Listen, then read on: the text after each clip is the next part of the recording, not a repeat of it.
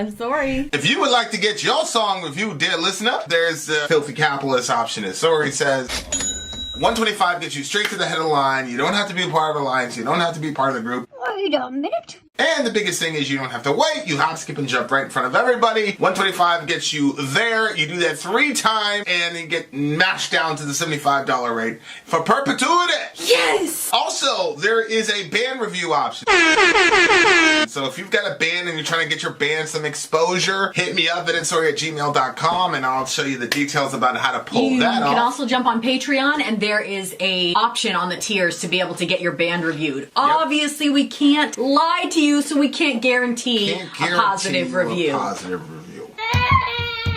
Get what you get. It's just rubbish. Rubbish. Rubbish. That's British for garbage. My favorite is the community option. $1 at the gate gets you in a Patreon. You get to join an alliance. The alliance joins their points together, and that helps determine what songs that we do. The alliances hang out on Discord. Message me on Patreon to get the link. And they do all kinds of other cool things. They do Minecraft, Dungeons and Dragons. Yeah. It's really a community within the community. Anybody can go in the village, facebook.com/Vin and Sori. There's 160,000+ people on the channel.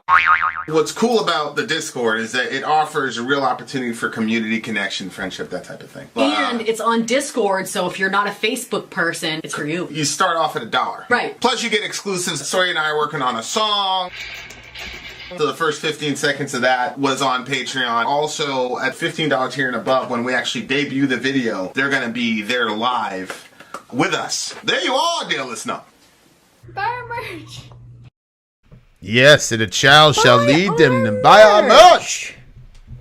What's going on, you beautiful people? So, next up on the list that we have going on here, because it's a birthday celebration for our friend Black Satan 68. And yes, we're Christians. What does that have to do with It's anything? just funny because it's Black Satan and we're Christians, but we're also celebrating the birthday. You know how people feel about Christians. Yeah. Wait, yeah. you said Satan and celebration in the same. Anyway. Yeah. So you know there's going to be some email from a concerned brother or sister. I know I'm not going to see it. I will read it. If Soraya, if you send it to Sori, I'm sorry, but you're just going to go into the spam folder. Unfortunately. Honestly, it's hit or miss. You really don't know what's going to happen. It just depends on the day. Because sometimes I'm like, oh, it's true. It's true. And then other times I'm like, what the fuck? That is true. That is kind of funny because, we like we're friends with people in bands and stuff, and if they're Christians, you get it a lot. You get a lot of, whatever, and they take your My side. Your side more than mine. I'm usually like, okay, let's see what you have to say. Sori and other people like, man, fuck you. It's ridiculous. Anyway, it is this beautiful young lady right here. It is her birthday, and her daughter's in the chat. So it's the entire. What is it? So it's Black Satan 68 and Brown Demon 24 or something like that. So both of them. So they're both Black Satan, Brown Demon, whatever it was. She's like the big mom. She's the big mama devil. Yeah, then, I get it. I get her it. daughter's the little devil, and then she has a little demonio dog there with her. So there's that. All right. Satan is red and Jesus is brown. No? Correct. Jesus is brown. Correct. The original man. All right. That has nothing to do with anything. This is Satisfy My Soul. See, there's a brown demon. Leishla. That's a beautiful name though, subhanAllah. Yeah. Leishla. That's Yep. There's a lot of things you can do. All right, here we go. Chrome Division, Satisfy My Soul. Let's go. Oh, okay, this is some harsh. It's like some behemoth shit.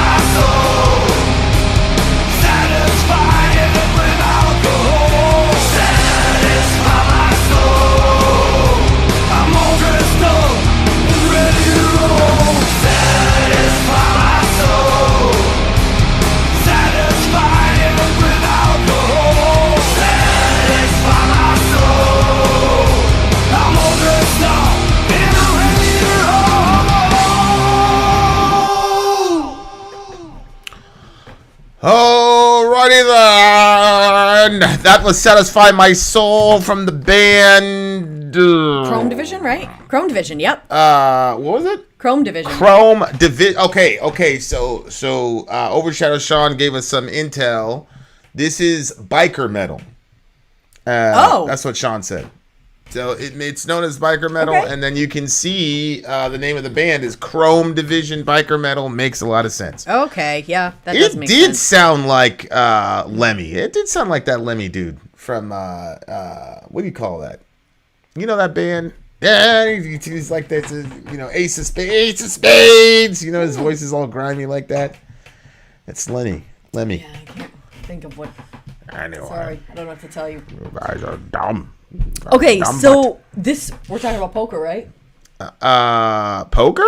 Huh? Yeah, no. What? 18 on my hands. I don't know anything about poker. 18 on my hands, so hit me with one more. I'll turn the card, even if it's better than before. Four wheels rolling, that snake looks eyes like, on that the sounds dice. like blackjack. Okay. Because you got to get to 21. I thought that was poker, too. I You think know how you all got to of get them to were 21? the same thing. I No, mean, it's cards. some gambling. Gambling! Yeah, it's gambling. Yeah, it's blackjack. It's 18. And, the odds of you getting a 3 are extremely slim. So 18, you know what I'm saying? Like, he's a risk taker, basically, is the idea. Well, he says, I'll take a chance if it'll cover up my loss. Yeah. There's something worth living for. It ain't no worth the ride. Just bring it all to me and turn off the lights. Satisfy it with alcohol. So, a couple things that I would say on this. One, I see what you're saying. This guy's a risk taker. I think that he has a very reckless mindset because he's like, I'll take a chance if it'll cover up my loss. Like, that's pretty much when you know you need to stop anything. If you think, perhaps if I go a little further into this, it's going to turn around and get better, you should stop while you're ahead. Like, if it's bad, get out. So he's going to try to cover up his loss. That's how people end up losing lots of money, their houses, their whatever, and then their relationships, because once the person realizes they gambled it all away, So anyway, so there was that thought that I had. And then also the satisfy my soul, satisfy it with alcohol. And so obviously you guys know I grew up in a Christian home. I was told alcohol was like absolutely forbidden. I thought even in the Bible it was like I thought it was like the devil's drink. Like, you literally thought it was the devil's drink. I didn't think that if you drank it you'd become like a demon or something. But I thought that was concocted by some serious demonic powers. Alcohol. And like alcohol. Like, yeah, like that people the people that created it and stuff, like I didn't look at it there was anything positive about alcohol, except for maybe when they give alcohol to somebody who's going to freeze to death, or when they would give somebody alcohol and then give them a piece of bark to hold on to while they cauterize their wounds. I was good with it in those cases because I felt like this is a little extreme. And but anyway, so now obviously that I'm older and I realized the Bible doesn't say what I thought it said. It does give warnings that strong drink is what does it say about it? I just don't understand. Like, Jesus, honey, I know he turned the water into wine. We were told it wasn't literal wine. By David Wilkerson, he was a major pastor. David Wilkerson said it wasn't literal wine. He had a whole book, babe.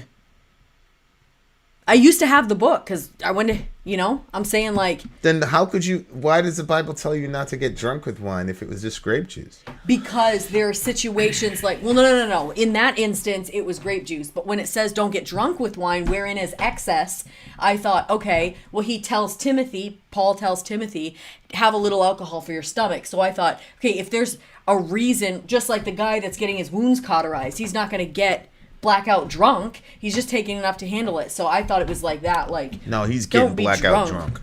Well, in the movies that I saw, he wasn't getting blackout drunk. He took a couple sips and then he went to get cauterized. And I'm pretty sure that burning sensation would fuck with his high. When the slugs I don't know. You I've feel never a been in burning either. sensation I don't getting know. closer to God in a tight situation. So anyway, I think about like alcohol, drugs, different types of those things, and I try to put it together. And I was thinking, so like, let's say you're talking about alcohol and you're saying, oh, the alcohol is, I kind of feel like alcohol is meant to be like maybe like a pause button. I think it's also to make people happy. Like the scripture says that it's meant to make the heart of man glad. It explicitly says that. And I think that sometimes that life, it can be difficult. You know, everybody faces difficulties. Like, it's irrational to think that you're going to have a perfect and easy life. Yeah. So anyway, so if you're in that situation and you need like a little pause button, and so somebody drinks a little bit to kind of like have a, like, okay, I got to chill out from these thoughts or whatever. But I do think, well, it depends on if alcohol affects you negatively. Like, I think if you had a little bit and it kind of whatever. But I do think that some, you know, lots of times when somebody becomes an alcoholic, they're trying to live inside the pause button, which you're not supposed to do that. That's like, a very you good have point. you have to go into life and you have to live life. Very good point. And so you hit that pause That's button deep. for way too long. I've told you, I've been thinking about this. Yeah, you you on hit that the shit, pause bro. button for You way on that too shit. long, and then life itself doesn't wait for you. And then you have people who, you know, I'm thinking about those two people that we saw, and I said, hey, is that the same woman that it was before? You said that's probably his daughter. Yeah. So they abused lots of different substances. I don't know which substances that they abused, but they did, and it affected their lives really negatively. And they ended up getting their kid taken away from them. And then as time went further, like, they're living on the streets and blah blah blah. And I'm sure that there are reasons for why they started that path, but why they stayed on that path. You know, like I said, I think the pause button just got hit for too long, and then life continues on, and now your kid is growing up, and you're not seeing your child, and life continues to happen. So, but Okay, it's a so warning. I just need you to help me with this. So when you ran into that verse, you caused the grass to grow for the livestock. Is that good or bad? That's good. And plants for man to cultivate. Is that good? That's good. That he may bring forth food from the earth. Is Yep. that good? And wine to gladden the heart of man. Yep. Is that good? Yep. Oil to make his face shine, and bread to strengthen his heart. Yes. Okay. But what I would have said, there's a couple things that I would have said about this. I would have said that this is not like the strong drink that we have or anything like that. It was just like, you know, but even But that, but even that is, there are other, so where you're in Psalms. yeah, but what about grape juice is going to gladden the heart of man? It's obviously you're ingesting this substance, and it has a temporary euphoric effect on you. I mean, that's wine. That's not. Yeah. I because totally hear what you're saying. It's connecting wine to emotions, gladdening the heart. I totally hear what you're saying, but okay, you know when you work a job, remember back to when you used to work at Burger King, and like Yeah. how you have people that are higher ups that don't do your job anymore. Maybe they did years ago, or maybe they haven't done it at all, and they give you these irrational things to do in this certain amount of time, and you're like, nobody's going to be able to do that. Practically, it's never going to happen. Like you're going to have to cut some corners somewhere because you can't accomplish all of what they want you to accomplish because they're irrational in their thing. Okay. So there was, like, I noticed that there was a lot of that sort of thing within my training, I guess you could say, in religion, in Christianity. So they would tell you the whole Bible it's a whole Bible, blah, blah, blah. But at the same time, they were breaking it up into different pieces. So I had everything kind of broken up, and you kept saying, well, all this stuff is going to fit together. And Right. they would tell us this whole thing fits together, but then they would separate things. So in this situation, like with this one, they would take this verse, but right after they would read like 5 verses on, there's one about strong drink. Like, it almost sounds like there's like serpent eyes inside the drink or something. Like, what's that one? You know what I mean? Like, Well, when it's not for kings, O Lemuel, to drink when the wine turns red in the cup and all this other stuff. Yeah, but she was talking about drinking to excess. And she says, give wine to those who are perishing. So it had an anesthetic effect. And yeah, that we would have was said that was medicine spoken of has as taken over. positively. That. But it also had a recreational use, which is to gladden the heart of man. I know. So there were medicinal and recreational celebrations of alcohol in the literature, right? So, but I do think that the song itself was extremely I was actually surprised because most of the time, you know, especially as a Christian, like Christians many times have these training classes in evangelism. right? Oh. And so there are a bunch of theories on like how to get the message out. I mean, my thing is just I'm just going to be myself. I'm not going to preach to anybody. I'm not going to knock on anybody's door. You know what I'm saying? Like I've been through so many of those programs. It What might- to do and what to say. And it's nothing kinda- was as it's kinda effective like- as just It's talking kind to of like the yourself. vaccine, right? Like if this is something that's really going to be helpful and save people from danger, you wouldn't have to threaten or coerce or bribe people. Mm-hmm. Like Exactly. there'd be a demand for it, right? Exactly. Like, and by the way, we're both vaccinated. We are. I mean, did you add threaten in there? Yeah. Yeah, But I like agree. the way that a lot of Christians deal with quote evangelism is almost kind of the way the government's dealing with COVID. It's like this is really good for you. You most of you don't want it, but it's really, really good for you. Trust me. Yeah. And they kind of have this salesman-y understanding. But one of the training methodologies is this conception of the God-shaped hole. You have a God-shaped hole inside of you. What is it? Ecclesiastes, God has placed eternity in the heart of everybody. That type of verse. thing, which does not say what Christians want it to say. Oh no. I'm not going to ruin it for you. Why not, babe? But he's saying Throw it on right the pile. there, satisfy my soul with alcohol. And, Daniel, who's probably the youngest person in the chat, said, oh, that sounds sad. This sounds Lisa, like depressing sorry to lyrics. hear that. Huh? She lost somebody to Oh, COVID my last God. week. I'm very, very sorry about that, Lisa. Last week. Rest in peace. Glad we could be here for you. Holy shit. So That's deep. I hate just like moving on. Oh, no. We're not We trying got to to move on acknowledge beyond a it. person We got to because- acknowledge it. We're a community. So what were you saying about it? Well, it's so the God-shaped hole. So you Yeah. have a God-shaped hole, and so you're gonna do all these things to fill it. So whether it's women, drugs, money, the guy, the homeless person in the street with a needle in his arm is doing the exact same thing as a Wall Street guy with the coke in his nose. Like they're in the same situation, which is your soul is designed to run on God. It's designed just like your body is designed to run on carbohydrates and things like that. Your soul is designed to run on God. And when you're cut off from that, you are going to try to the metaphor is fill the gap with something else. Right. I use the fuel metaphor because the fuel metaphor I think is really important because the fuel, instead of serving you, ends up driving you. That's what alcoholism is, right? Like God put alcohol in the world to serve us, whether as a way to increase our already existing gladness or as a way to make the death process a little less cursy, right? And so instead of taking that from his good hand and saying, whoa, you're a really good dude for providing that, thank you, I'll have another, we just stop at the alcohol and say, oh, this worked. Let's continue to do it. Let's continue to do it. Let's continue to do it. Yeah. And so because of that, you're recalibrating the entire fuel injection system in your soul. And because of it, the things that used to be able to work no longer work because the whole thing is recalibrated and you've completely destroyed yourself. Yeah. So Yeah. it's just fascinating to see it said in plain relief so explicitly. I'm drinking to deal with this hole in my soul. Like, I can't believe he came out and said it that way. That's unbelievable. Where to was me. that one? It's unbelievable to if you When you he's saying "satisfy my soul." yeah, if you can look at the lyrics here. Like, on does the it use the word "hole"? So I think that the trouble.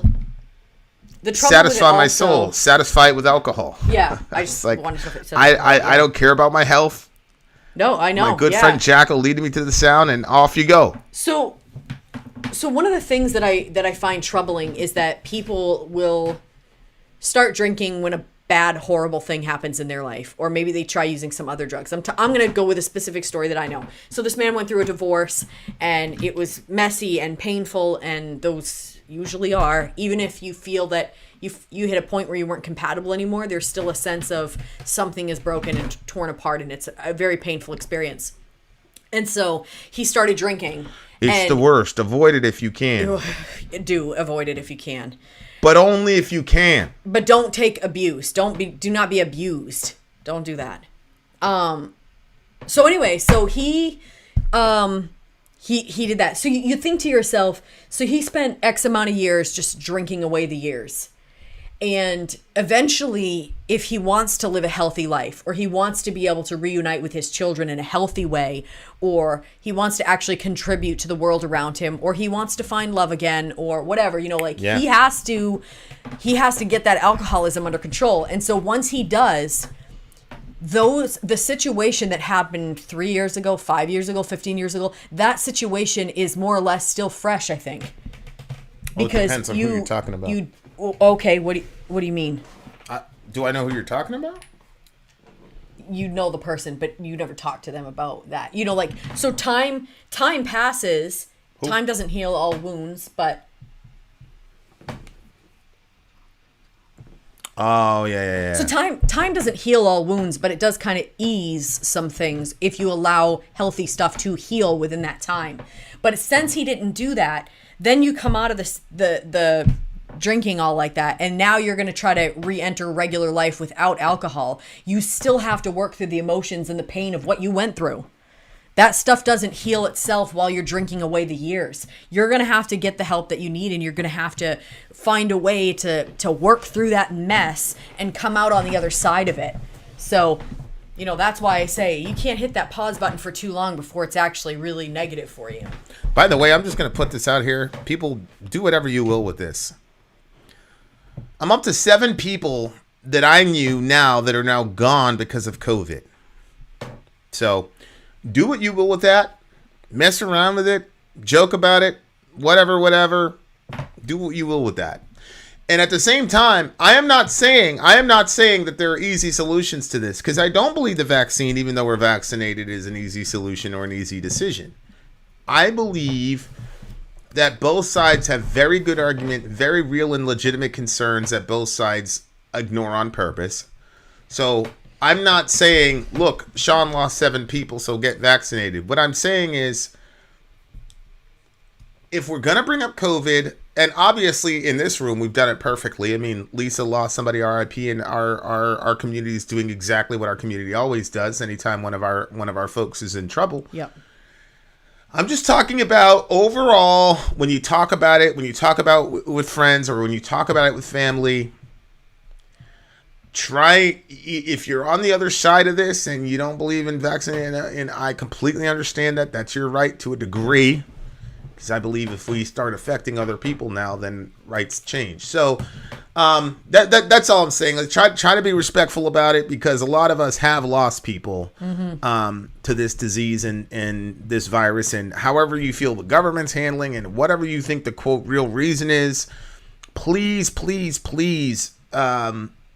broach the subject with sensitivity. Okay, let's look at go. this. Yay! Her husband, Sadie's husband, has now 3 months sober. Ha! Shout out! Yes! To Mr. Douglas. To Mr. Douglas. If Mr. Douglas was a fan of the channel, we'd get him a shirt and we'd sign it. That is awesome. So yeah, I see what you're saying. So yeah, this guy is aware that it's his soul. His soul. Yeah. Yeah. Yes. And it was funny, because right as we jumped on, I was thinking, there's an experiment that happened. I think it was with lab mice about whether or not our brains are quantum. And we'll probably watch it later after all this is, but it was such a fascinating thing to watch, because, and it was, Kastrup was the first guy that used this analogy. They're using really, really good analogies, but they were talking about the brain. Yeah. And how there's this assumption that because of the interrelatability of the brain and the mind, the brain and the mind are the exact same thing. Mm-hmm. Because these people start with physicalist assumptions. And so, I mean, essentially, if physicalism is true and the brain and the mind were one and the same, that means you can't really hold anybody responsible for anything, because they're just machines doing what their brain is telling them to do. Because if you say that the brain and the mind are the same thing, then it's functioning with its own autonomy. Like, the brain doesn't report to you. It's not like the brain goes to you and says, hey, are we supposed to do the heartbeat thing now? So one way to look at it is that the brain is the generator. Like a generator, when the electricity goes out, boom, your generator generates electricity. Tell the people. I know what that is. Another metaphor is actually that the brain is an antenna. That is to say, it takes already functioning waves and then concentrates them in some sort of an intelligible fashion. Well, that's interesting. And so I was listening to these physicists talk about, and it seemed like the guy, and obviously I can't say this definitively because we need to do more research, but it seemed like the guy was saying basically none of us really believe that. Like physicists and neurologists, first of all, none of us can make the case that the brain and consciousness are exactly the same thing. I mean, that's a common correlation, causation fallacy. And so he started talking about it's not a generator, it's more like an antenna. And it's about tuning. And that's why when you die, it shuts off in this lived experience, but that doesn't mean that the waves disappear from the ether. Right. The waves are still there. It's just the TV is no longer conducting the electricity, or the antenna itself is not tuning. So what So what they're saying is you have a body that's somehow connected to a mind, and your brain is able to filter your conscious experiences and things like that. So the brain functions as an antenna, but it's not the source of your consciousness. It filters where is and the it locus funnels of your consciousness? Well, they don't know. Right. And neither do we. The Bible doesn't tell us what the locus of our consciousness is. I mean, I think that the Kastrup thing, I probably am going to fall somewhere between Kastrup and Hoffman. Kastrup says that there's one mind and we're just simply alters. There's like trillions of alters from the one mind. Right? So like he literally basically saying God has a multiple personality disorder, basically is what he's saying. And I think obviously that's close. As a Christian, I wouldn't characterize it that way. And then you've got the Hoffman stuff, which says everything that we're seeing is just, I think that multiple personality disorder, the issue with that being a disorder is because the person cannot recognize that they are all 9 people, right? They flip through it. But God, being who he is, could have multiple persons, multiple whatever, but understand who he is fully in all those situations. So he's not you see what I'm saying? Yes and no, because the Father is not the Son as a person. Well, yeah. They share the same ontology, but they don't share the same mind. No, what were we talking about? I thought we were talking about more than one. Maybe it was a little bit of a well, it is interesting because it's just a challenging conversation because you've got these physicists that are saying things that Augustine and Aquinas were saying, and I know that they haven't read Augustine or Aquinas, or I'm assuming they haven't, but it's just very fascinating. It's just really, really fascinating stuff. But if the mind then is something different, and then the brain is the antenna, then obviously substances that taken in excess fuck with the brain is not good, because the brain then, from this vantage point, is the only sort of bridge between whatever world we come from, that, the locus of our consciousness, as you said, and this physical representational experience. The brain is kind of the conduit between both of them. So that's why the brain is important, but the brain is not what generates consciousness. That's impossible to prove, and it's why the hard problem of consciousness has never been solved, and I don't believe it ever will be. And it's also the reason why I don't believe we'll ever have artificial intelligence like people are afraid of. Yeah. It's like Kastrup was saying, like, if you have a computer that replicates the functions of the kidney, it's not going to pee on the floor eventually. And I thought that was a very I thought that was a good explanation. So then if there is a soul that is separate from the brain, it's separate from the physical world, but clearly, with instances like alcohol, for example, there are things you can do in the physical world, ingest alcohol, that affect a person's metaphysical experience. So they're connected, but they're not the same thing. But it's massively, massively fascinating. And it was just lyrically a very simplistic song. Okay, hold on. I've got two more things. Holy I got two shit. more things to say. One of them is there probably is a discussion on if your brain is an antenna and it's taking in that information, and your mind is sort of the part of you that understands your own self, that differentiates you from other people. It's also, or your spirit, the part of you that like connects to the supernatural for good or for evil. So if you think about it that way, and then you think about self-pity, I think is the mind's work, not so much the brain. Right. So the brain is connecting to you to outside, beyond, just bigger than yourself. And so if you allow yourself to just kind of like slip into so much self-pity, then you're just kind of stuck in that and you're not like using your antenna anymore, which is not a good place to be. See what I'm saying? Oh, completely. And then I forgot what the second thing Completely. was, but I'm sure it'll come back later. What do you give this song? Oh boy. I really liked this one, and I liked the conversation that it kind of... Yeah. Shout out to Lace Chaser. What's up, homie? Shoot. You go first. Yeah, this is one of those things where it's like increasingly getting better and better. I'm going to give it a 9.4. I'm just blown away by how like explicit it was and how simple it was. You know what I'm saying? Yeah. I think I'm going to actually match you on that one. And I think the conversation is good because I think that, you know, we all have to evaluate ourselves. Where are you? You know what I mean? Like, yeah, no, I agree. And you know, to all the alcoholics out there, or whatever your particular issue is, I understand. You've probably heard people in your family and things like that. And it's not for us to forgive you on behalf of those people. So you've got to make that right. But as far as we go, there's no judgments here. Mm-hmm. You know, me personally, one of my philosophies, you know, I said this to Zoe a couple days ago. One of my philosophies is, I said, sweetheart, we're all going to fuck up. That's a given. All we're trying to figure out is why. Mm-hmm. Just try to figure out why for yourself and for other people. Mm-hmm. You know, and if somebody would have told me that at Zoe's age, I'd have been a lot better for it. I mean, that's a lot of what goes into whenever I see people going all crazy. You know, my initial reaction is, man, fuck that guy, fuck that girl. But then afterwards, like, I just start thinking, okay, what's going on? What led up to it that time? And I'm just trying to get an understanding of that person. Because 90% of the time, once I get a theory as to why, then I jump into the other person's shoes. I'm like, would I have done much different given these circumstances? Right, and how can you tell? Right. So anyway, no judgments to you, just love. So there's that.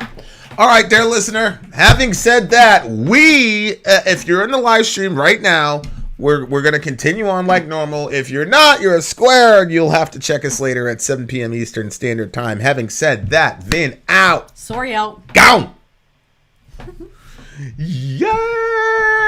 That has so many implications. Massive implications. This mind stuff is getting crazy. Check out the Curious Case of Phineas Gage. It makes you think about how important it is to know. What? Well, I think that your spider may have survived. No, he did not survive. I promise you he did. Well, he's not like he was. He's literally right there. Yeah, he looks like he's kind of hanging. Sorry, please, if his consciousness is still there, I'll find a way to get him outside. Leave him. No, I'm not going to kill him. I'm going to put his consciousness outside if he's still with us. Anyway, it's just interesting. What? It's interesting to think about all the ways that you can go wrong. What do you mean? So let's say you alter your mind, you do mind-altering stuff, and then you're all disconnected from yourself, or you spend your life abusing your body, or you know what I mean? There's just I should have put this in the review. The societal implications, or thinking about. I have never really spent a lot of time thinking about society and how that affects people, and I was thinking about, you know, for instance, somebody goes through a divorce and I don't think that there's a lot of support, or somebody loses a child and there's not a lot of support, or so there's all these things, and if there's not like a lot of support, then somebody leans on something else to help them, and you say to yourself, well, society as a whole should have come around that person, should have helped those people out, you know what I mean? Like, and you could look at it and say, well, I mean, they probably weren't, you know, putting their part where they could. But I know somebody who literally was putting themselves out there for tons of people, like literally day in, day out, nighttime, morning hours, it didn't matter. They had kids and they were putting themselves out there to help so many people. And when that person was in need, nobody lifted a finger.